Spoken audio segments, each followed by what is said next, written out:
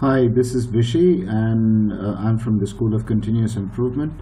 In this video, I'm going to train you on the use of tolerance intervals tool in Minitab. This tool will help you understand the process tolerance and will allow you to compare this process tolerance with the tolerances that have been set by your customers. So let's take the case here. A project team wants to know if its process tolerance is the same as set by its customers, and this is our customer specification limits, which is 13 plus minus 1.5 millimeter, which means 11.5 millimeters is the lower specification limit and 14.5 millimeters is the upper specification limit, with 13 being the nominal. The data is as shown in C5, which is here under pipe radius. So that's the data for you. We've generated a sample of about 30 data items.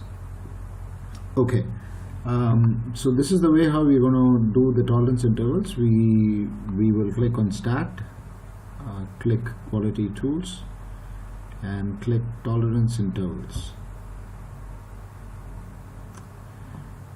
Yes, my samples are in columns, so I'm going to go to this big text box and select pipe radius, which is the data that I want to check my process tolerance for, and I'm going to click on OK. Perfect. But this is the graph that I have received, and obviously there's a session output window as well.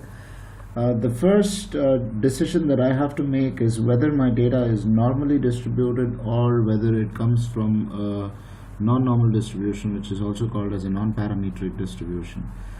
The easiest way of understanding if the data is normally distributed is by looking at the histogram, which you see here. Visually, you can literally join the bars by a free-flowing curve, and you'll find that this data is approximately normally distributed.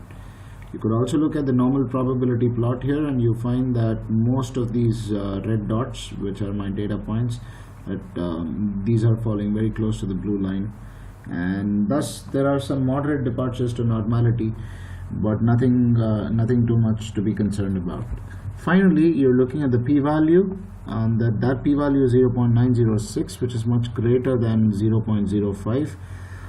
Therefore, there is no statistical evidence here to suggest that the data comes from a non-normal distribution, which means the data indeed comes from a normal distribution.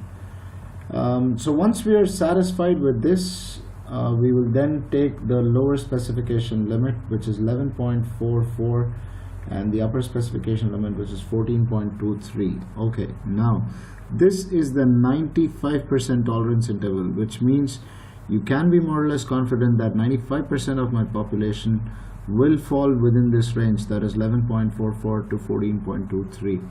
Ideally, I would have wanted this 95% to fall within 11.5 to 14.5.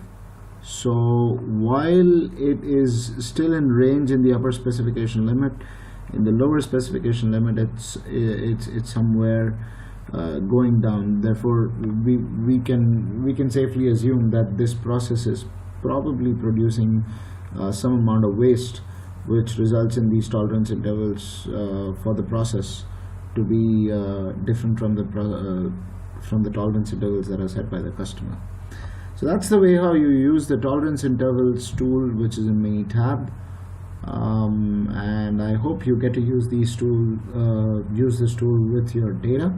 If you have any more questions on this tool or any other tools, you could write on to me at vishy@schoolofcei.org. That's about it from me for this time. Have a nice day until the next video.